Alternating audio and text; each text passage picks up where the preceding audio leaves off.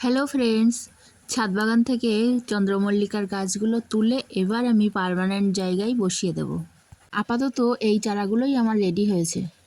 এই চারাগুলো আগে রেডি হয়েছে, এগুলোকেই আপাতত বসিয়ে দিই। তারপরে আরও চারা করতে দেওয়া আছে আমার, ওগুলো রেডি হলে পরে বসাবো। আর এই মাটিতে একটু গোবর সার আর খোলের গুঁড়ো দিয়ে মাটিটা আমি তৈরি করে নিয়েছি। নমস্কার বন্ধুরা, ঝর্ণার শখের ছাদ বাগানে আপনাদের সকলকে স্বাগত। আশা করি আপনারা সকলে খুব ভালো আছেন আর আমিও খুব ভালো আছি। চন্দ্রমল্লিকা চারাগুলো আমার ধাপে ধাপে রেডি হবে আর ধাপে ধাপে বসাবো। আর একসঙ্গে তো পুরো ছাদ বাগানটা এইভাবে আমি রেডি করতে পারবো না, অল্প অল্প করে রেডি করব আর অল্প অল্প করে চারা বসাবো। এই প্রথম পার্মানেন্ট জায়গায় আমি চন্দ্রমল্লিকা বসাচ্ছি। আপনারা তো জানেন আমি অনেক চারা তৈরি করতে দিয়েছি চন্দ্রমল্লিকার, আর এখনও দিচ্ছি। এই গাছগুলোতে ফুল হলে কিন্তু অসাধারণ লাগবে। কোন গাছে কি ফুল ফুটবে সেটা কিন্তু আমি বলতে পারবো না, তবে 5-6 রকমের ফুলের কালার আমার এখানে আছে।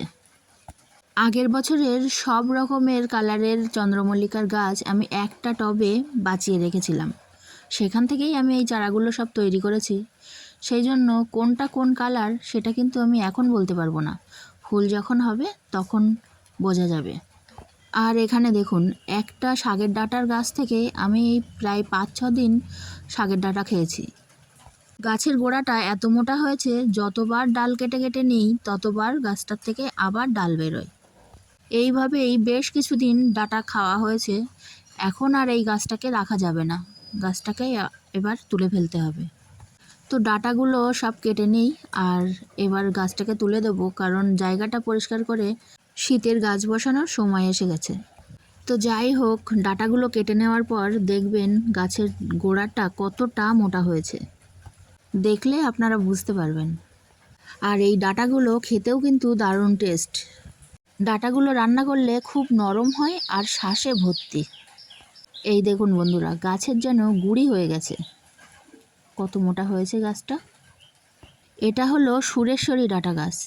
এইরকম গাছ যদি ছাদ বাগানে 2-4টে থাকে তাহলে তো ডাঁটা নিয়ে আর চিন্তা করতেই হয় না। তবে এই গাছটাই আমার ঝাঁকড়া হয়েছে, কিন্তু অন্য কোনো গাছে এত ডালপালা ছিল না, শুধু লম্বা করে একটাই গাছ হয়েছিল। আর ওই ডাঁটাগুলো অনেক লম্বা গাছ হয়েছিল, আর এটা ঝাঁকড়া হয়েছে আর প্রচুর ডালপালা এটাতে। যতবার আমি ডালগুলো কেটে নিয়েছি তত আবার ডাল বেরিয়েছে।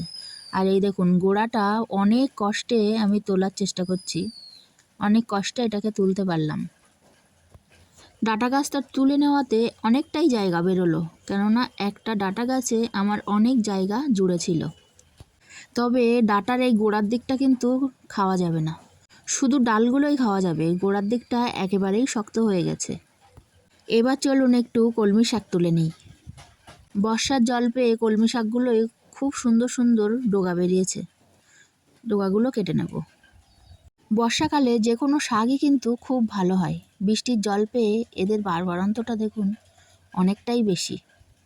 নিজের হাতে লাগানো ছাদ বাগানের শাকসবজির স্বাদটাই কিন্তু আলাদা। বাজার থেকে তো কিনতে পাওয়াই যায়, তবে এর একটা টেস্টই আলাদা লাগে।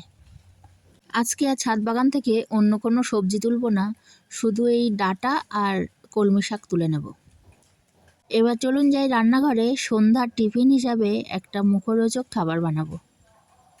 চলে এলাম রান্নাঘরে, এবারে আমি ময়দাটা টুকে নিচ্ছি।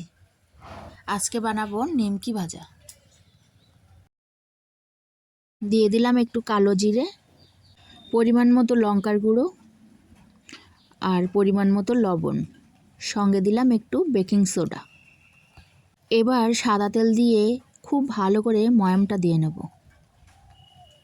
ময়ামটা দেওয়া হয়ে গেলে দেখে নেব মুঠো করে ময়দাটা দলা হয়ে যাচ্ছে, তারপরে একটু চাপ দিতে না দিতেই ভেঙে যাচ্ছে। এইভাবেই ময়ামটা দেখে নিলাম, তারপরে জল দিয়ে মেখে নিচ্ছি। রুটি বানানোর আটা মাখার মতো করে মেখে নিতে হবে।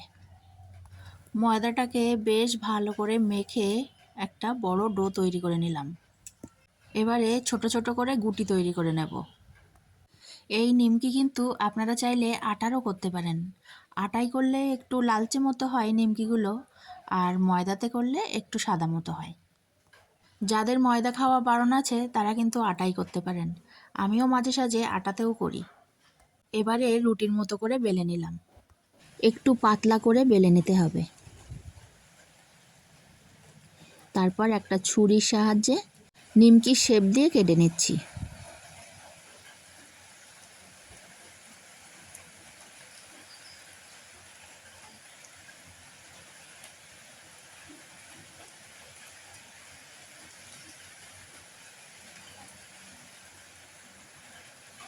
এই দেখুন কাটা হয়ে গেল। এবার আমি আস্তে করে তুলে নিলাম একটা প্লেটে।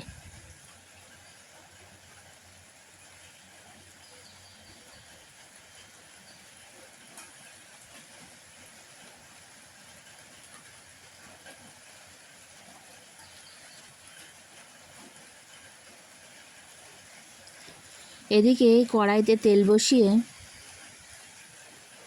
তেলটাকে গরম করে নিলাম। তারপর কারি পাতা ভেজে নেব এই তেলে। কারি পাতা ভাজা নিমকি ভাজার মধ্যে দিলে কিন্তু আলাদা একটা স্বাদ লাগে। এবারে ওই তেলেই আমি নিমকি ভাজাগুলো ভেজে নিলাম। আমার এই ভিডিওটা আমার যে বন্ধুগুলো শেষ পর্যন্ত দেখছেন তাদেরকে অসংখ্য ধন্যবাদ। গ্যাসের জোরটা একটু কম দিয়ে নিমকিগুলো ভাজতে হবে। আমি এই ভিডিওটার একেবারেই শেষের দিকে চলে এসেছি। আপনারা খুব ভালো থাকবেন, সুস্থ থাকবেন। নিমকি ভাজার ওই তেলেই আমি বাদামগুলো ভেজে নিলাম। এই দেখুন নিমকি ভাজা, বাদাম, কারি পাতা আমার রেডি। সন্ধ্যার টিফিন কিন্তু জমে যাবে।